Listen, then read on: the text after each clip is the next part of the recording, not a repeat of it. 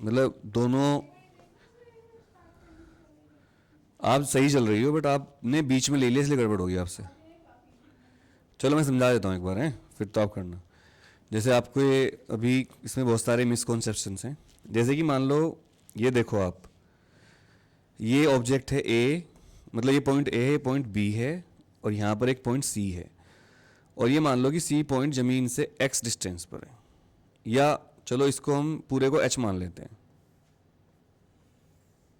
और ये यहाँ से यहाँ तक जब गिरेगा तो ये एक्स गिर रहा है, तो ये कितना बचा? H minus x. बोलो क्लियर है ये बात? यहाँ तक कोई दिक्कत तो नहीं किसी को भी? है कोई दिक्कत इसमें? अब हमें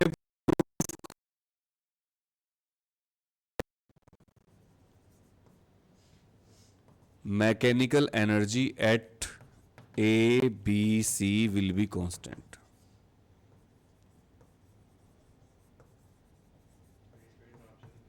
विल बी कांस्टेंट क्या?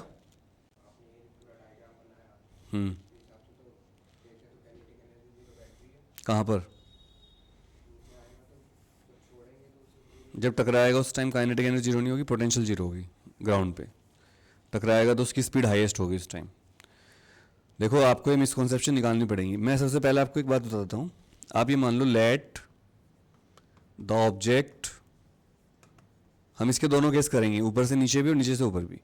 Late the object is dropped from A. Drop का मतलब क्या होता है? ड्रॉप का मतलब है वेलोसिटी जीरो, उस पॉइंट पर वेलोसिटी जीरो। इसलिए काइनेटिक एनर्जी एट ए, देखो यहां पर लिख लो at A. Kinetic energy at A कितनी होगी बताओ? जीरो। और potential energy at A M G H. तो मैकेनिकल एनर्जी कितनी हुई बताओ भाई? M G H. Equation number first. तो अब हमें हर पॉइंट पर मैकेनिकल एनर्जी को इतना ही दिखाना है, एम जी एच। ये हमारे लिए एक थोड़ा सा क्रिटिकल केस भी हो सकता है। हाँ आप कुछ कहना चाह रही है? कर लिया? दिखाओ दिखाओ। एच बाई टू से नहीं करना, वो तो गलत, वो एक पर्टिकुलर केस हो जाएगा फिर। तो देखो at B, velocity at B, B point पर वेलोसिटी निकालनी है, ठीक है? आपका ध्यान नहीं है पढ़ने में? नहीं है? उधर हो जाओ थोड़े उस साइड और फोकस करके पढ़ो। दोनों लड़के, दोनों ही फोकस नहीं लग रहे मुझे। वेलोसिटी एट बी पर, सी पर सॉरी, सी पॉइंट पर वेलोसिटी, जहां पर हम यहाँ आ गए हैं, तो यहां से तो जीरो वेलोसिटी थी। एक्स डिस्टेंस चलने के बाद इसकी वेलोसिटी कितनी हो जाएगी, उसके लिए हम थर्ड इक्वेशन लगाएंगे। Using third equation, using third equation. Third equation क्या होती है? V square is equal to U square. नीचे आ रहे हैं तो टू जी, कितना चला है? एक्स। कितना चला? एक्स। लेकिन अभी देखो ये तो यू जीरो था, तो वी स्क्वायर की वैल्यू कितनी आ गई? Two G X. Equation number second लिख लो इसको। मतलब हमने वी स्क्वायर निकाल लिया यहाँ पर, ये वी वेलोसिटी है, वी स्क्वायर पता है हमें टू जी एक्स है। तो अब मैं लिखूंगा एट सी। सी पर अगर हम देखें, सी पर क्या हो रहा है? काइनेटिक एनर्जी कितनी होगी बताओ? Half M V square. तो हाफ एम वी स्क्वायर की वैल्यू पता है हमें, टू जी एक्स। तो इसलिए हमने इसको अंडर रूट नहीं किया था, क्योंकि मुझे पता था कट जाएगा। तो टू से टू क्या हो गया? कैंसिल। क्या बचा है? M G X. अच्छा ये बताओ पोटेंशियल एनर्जी कितनी होगी सी पर? जितनी हाइट होती है भाई। तो एम जी हाइट कितनी है यहाँ की? H minus X. तो टोटल अगर ऐड करूंगा तो मैकेनिकल एनर्जी आएगी, कितनी आएगी बताओ? M G X plus M G H minus M G X. समझ में आ रहा है? मैंने इसको खोल दिया ब्रैकेट को। एम जी एक्स से एम जी एक्स क्या हो गया? कैंसिल। तो आप देख सकते हैं मैकेनिकल एनर्जी सी पर भी कितनी आई है? M G H. Equation number three. तो आप देखो ये दो तो इक्वल हो गए। अब आते हैं हम पॉइंट नंबर किस पर? ए बी पर। एट बी, बी पॉइंट पर आप मुझे बताइए पोटेंशियल एनर्जी कितनी हो जाएगी? जीरो। काइनेटिक एनर्जी निकालने के लिए वेलोसिटी निकालनी पड़ेगी। काइनेटिक एनर्जी की हाफ एम। मान लो यहां पर ये टकराया वी डैश वेलोसिटी से, जब टकराएगा तो वी डैश वेलोसिटी टकराएगा। तो वी डैश वेलोसिटी टकराया तो आपको वी डैश की वैल्यू निकालनी है, क्योंकि वेलोसिटी बढ़ती जाएगी लगातार। जब जमीन पे गिरेगा तो वेलोसिटी अलग होगी, बीच में वी थी फिर वी डैश। अब देखो वेलोसिटी एट सी, अब फिर थर्ड इक्वेशन लगाएंगे। Using third equation of motion, using third equation फिर वही V square is equal to U square plus 2g, इस बार ये पूरा गिर गया 2gh पूरा, तो वी डैश वी की मतलब V dash square is equal to U, तो जीरो था ऊपर, तो वी डैश स्क्वायर आगे 2gh।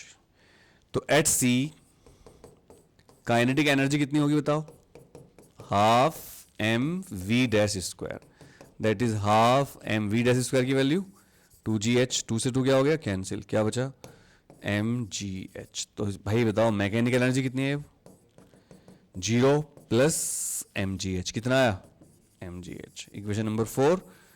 तो by first 3 and 4 we have proved that mechanical energy is equal to mgh at every point।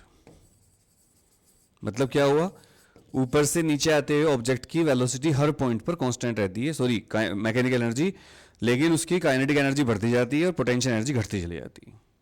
जब कोई चीज़ ऊपर से नीचे आती है तो उसकी काइनेटिक एनर्जी तो बढ़ती रहती है लगातार, और पीक पर कब होती है वो, जब वो ग्राउंड पे होता है, लेकिन उसकी पोटेंशियल एनर्जी लगातार कम होती जाती है। तो आप मुझे बताइए मिस्टर त्यागी, पोटेंशियल एनर्जी कम क्यों होती है उसकी लगातार? नहीं नहीं, पोटेंशियल एनर्जी कम क्यों हो रही है बताओ नीचे आने पे?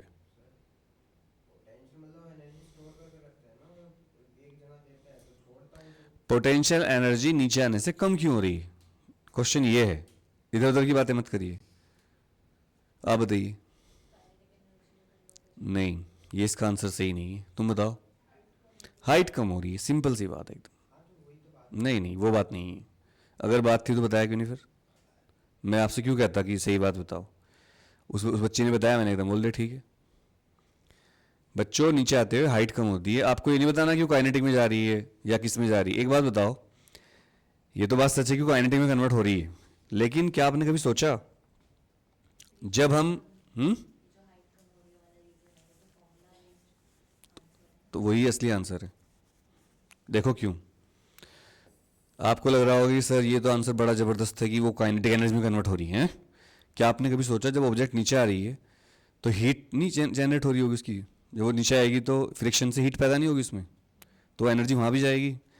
और जब कोई चीज़ नीचे आती है तो हवा में उसकी आवाज़ भी बनती है ज़ूज़, ये वाली, वो साउंड एनर्जी में कन्वर्ट हो रही है। अर्थात जब कोई चीज़ नीचे आती है वाइब्रेशनल एनर्जी भी होगी इसमें, रोटेट भी करती हुई आती है, रोटेशनल एनर्जी में जा रही है।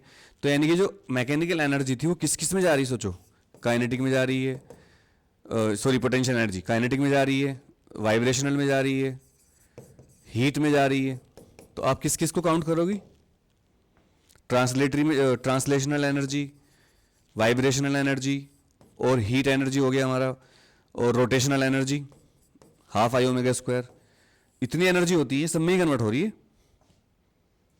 तो हम ये कहेंगे अगर कि काइनेटिक एनर्जी में कन्वर्ट हो रही है तो बात तो ठीक है, हो रही है इस टाइम, क्योंकि हमने सारे फैक्टर नेगलेक्ट ले रखे हैं इस टाइम, नेग्लिजिबल।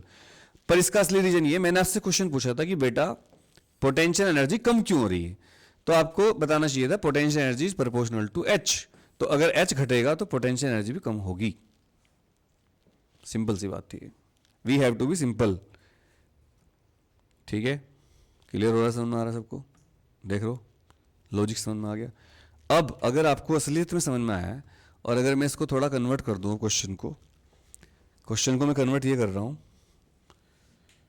एन ऑब्जेक्ट, इससे आपके ब्रेन की टेस्टिंग होगी। An object has been thrown upward with velocity u, prove that mechanical energy will be constant at every point।